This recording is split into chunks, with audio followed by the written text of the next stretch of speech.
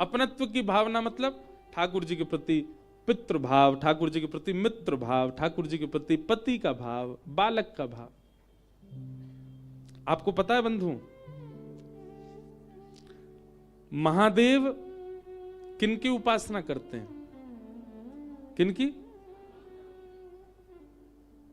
ये तो सबको पता है। राधा वल्लभ जी उनके अर्चक ठाकुर जी। ये देखो एक बड़ी गोपनीय बात है कि अपने इष्ट को सबको नहीं बताना चाहिए।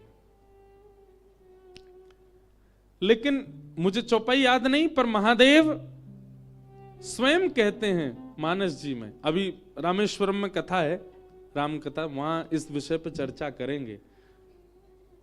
महादेव स्वयं पार्वती जी से कहते हैं कि मैं बालक राम को अपना इष्ट मानता हूं। बाल राम, छोटे राम, वनवासी राम नहीं, सीतापति राम नहीं, अयोध्यापति राम नहीं, कौन से राम? बालक राम, छोटे राम।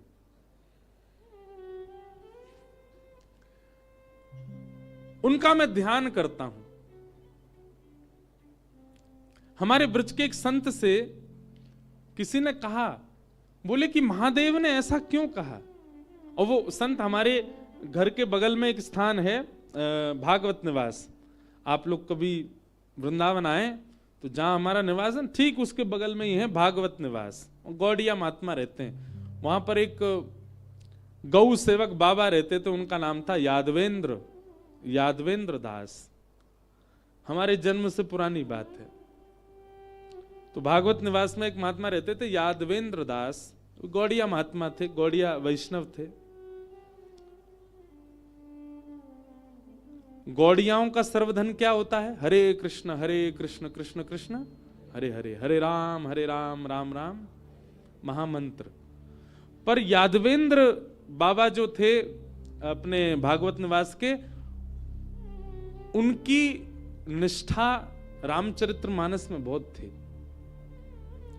और रामचरितमानस में भी केवल और केवल बाल कांड का ही वो पाठ करते रहते थे।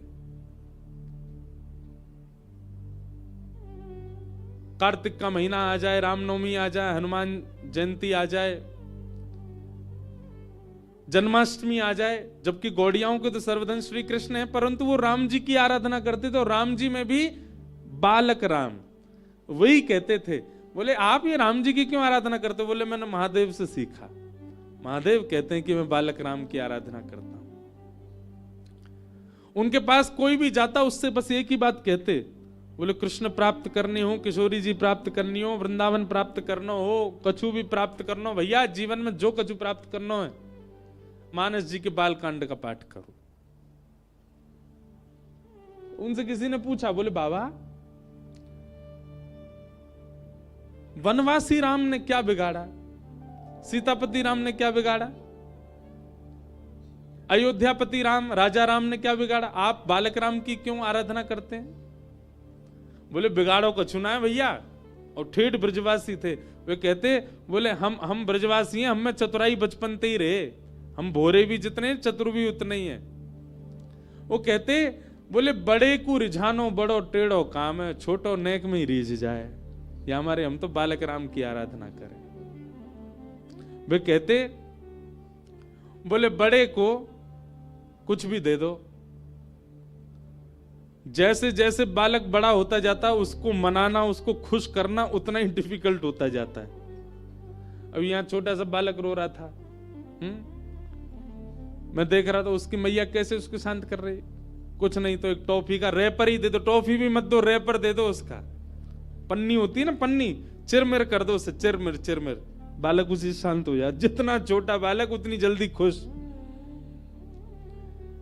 ज्यादा से ज्यादा छोटे से बालक, और वो छोटा बालक इतना खुश हो जाता है, आपकी गोद में नहीं आ रहा हो, उसको कह दो बज्जी घूमने चले, बज्जी अपना सर्वस्व दे देगा आपको। झूठ बोल दो आप उससे।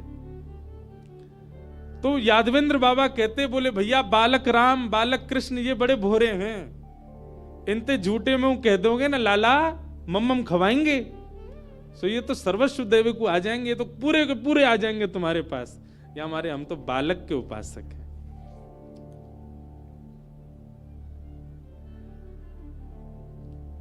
वही बात महादेव कहते हैं। लोग तो जानते हैं कि महादेव के इष्ट श्री राम हैं, परंतु मानस जी में स्पष्ट लिखा है, मुझे वो चौपाई याद नहीं, कल सुनाऊंगा। स्वयं पार्वती जी से कहते हैं मैं बालक राम का ध्यान करता हूं, क्योंकि बालक को मनाना, बालक को रिझाना, बालक को प्रसन्न करना बहुत सरल है। और उसको रिझाना तो एक बात है ही, पर सरलता, वो रीझ करके सर्वस्व जो दे देता है, खुद को जो अर्पित कर देता है।